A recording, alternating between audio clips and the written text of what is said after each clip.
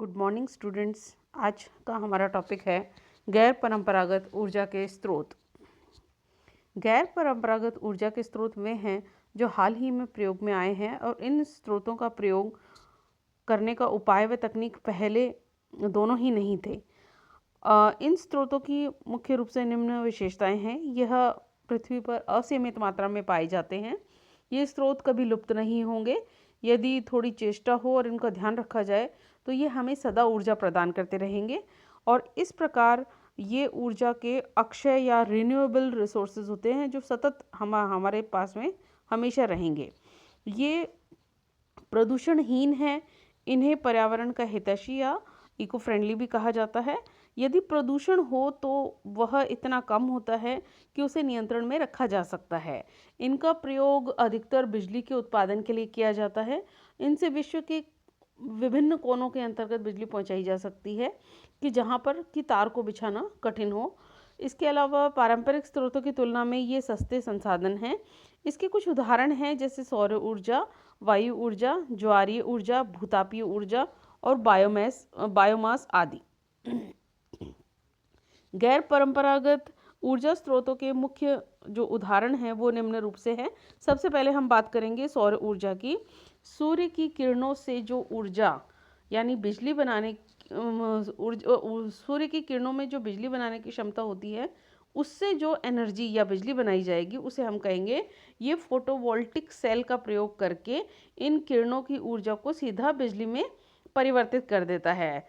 और इसे लगाने की प्रारंभिक लागत, जैसे सोलर प्लांट्स वगैरह की बात हम कर रहे हैं, इसमें इसे लगाने की प्रारंभिक लागत थोड़ी अधिक आती है, परंतु उसके बाद इसका खर्चा बहुत कम है और यह एक अत्यंत कुशल तरीका है जिसमें बिजली का उत्पादन होता है और उसके पश्चात उसका कोई अवशेष या हम कहें वेस्ट मटेरियल नहीं होता है।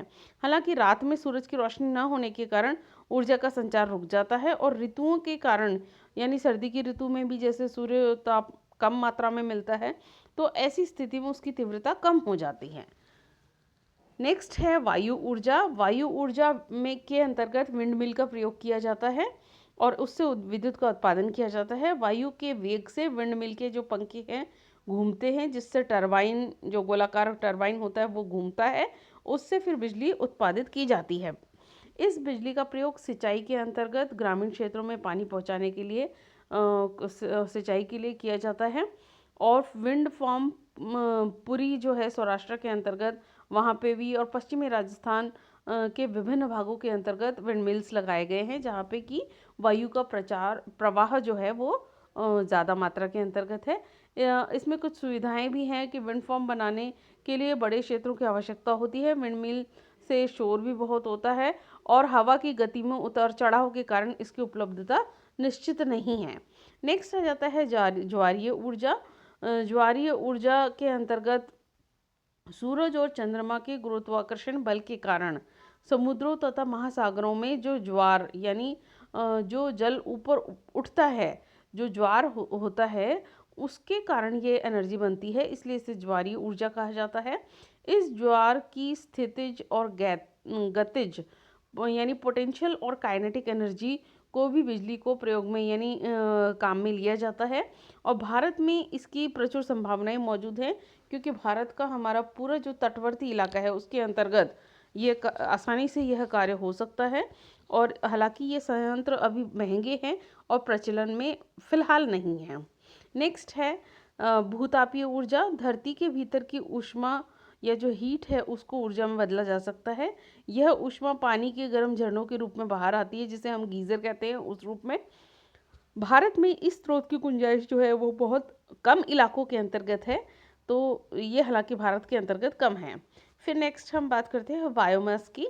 जानवरों तथा पेड़ पौधों के बचे हुए कचरे और अंशों से ऊर्जा बनाई जा सकती है जिसे बायोमास कहते हैं और इस बायोगैस के रूप में भी कई लोग इसे जानते हैं और इस कचरे से गैस बनाई जाती है जिसे खाना पकाने के लिए प्रयोग में लाया जाता है। गैस बनने के बाद जो बच जाता है वो बहुत अच्छी खाद होती है और उसमें खेतों के अंतर्गत इसका प्रयोग करके उपज को बढ़ाया जा सकता है। निष्कर्ष स्वरूप हम ये कह सकते हैं कि पारंपरिक ऊर्जा के स्रोत सीमित मात्रा में हैं और ये हम बात कर रहे हैं अभी गैर परंपरागत। परंपरागत में कोयला, पेट्रोल और अ, हमारा जीवाश्म ईंधन जो हम एक बार प्रयोग में ले लेते हैं और उसके पश्चात वो हमारे लिए आगे भावी पीढ़ी के लिए नहीं बचता है। यानी उसको एक बार यूज़ करते हैं तो वो ख़त्म हो जाता है। जबकि ये गैर परंपरागत ऊर्जा के जो हैं विभिन्न जो हैं पार्ट, ये अपने आप में ही जल्दी ख़त्म नहीं होते हैं और ये पीढ़ी दर पीढ़ी चलते रहेंगे। इसलिए इनको हम अगर रेगुलर यूज़ में लाते रहें तो सतत ऊर्जा के स्रोत के रूप में ये कहलाएंगे। और गैर परंपरागत ऊर्जा के स्रोत क्लीन फ्यूल है, यानी कि ये प्रदूषण नहीं करते हैं। जबकि परंपरागत ऊर्जा के स्रोत, चाहे वो गैस हो, प्राकृतिक गैस हो या कोयला हो, पेट्रोल हो, ये सब प्रदूषण फैलाते हैं। जबकि गैर परंपरागत वाले साधन नहीं फैलाते हैं। और हम अपनी ऊर्जा की विभिन्न आवश्यकताओं को पारंपरिक स्रोतों के रूप में अगर यूज़ करते हैं तो वो उन पर ही निर्भर है अभी। तो ऐसी स्थिति में जब बिल्कुल ही उनके भंडार पूर्णतः नष्ट हो जाएंगे, ख़त्म हो जाएंगे, तो हमें गैर परंपरागत ऊर्जा के स्रोतों की तरफ बढ़ना ही होगा। अन्यथा हम अपने ऊर्जा का जो हम विभिन्न प्रयोग कर रहे हैं वो नहीं कर पाएंगे। तो इसलिए हमें इन इन स्रोतों का जो भविष्य है वो काफ़ी उज्जवल है। हालांकि इनका लाभ उठाने के लिए हमें भी थोड़ा समय लग सकता है और विभिन्न किस्म के अनुसंधान भी चल रहे हैं।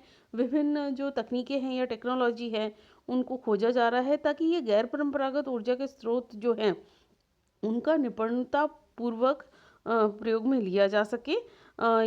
भविष्य में यदि हमें अपनी पानी से चलने वाली गाड़ी या वायु से चलने वाला मोटर यान कोई दिखे, या विभिन्न जो हमारी कुछ इस किस्म की टेक्नोलॉजी अगर आ जाएगी तो ज़रूरी है तो, क्योंकि वो हमारे साधन जो हैं गैर परंपरागत ऊर्जा के स्रोत, यानी चाहे वो पानी हो, चाहे वायु हो, चाहे सौर ऊर्जा हो, इनके माध्यम से यदि हम उनका प्रयोग करेंगे तो हमारी परंपरागत ऊर्जा के स्रोतों पर निर्भरता जो है वो हमारी गौण हो जाएगी, न्यूनतम हो जाएगी। तो इसलिए उनका स्कोप काफ़ी अच्छा है और यही हमें समझना होगा।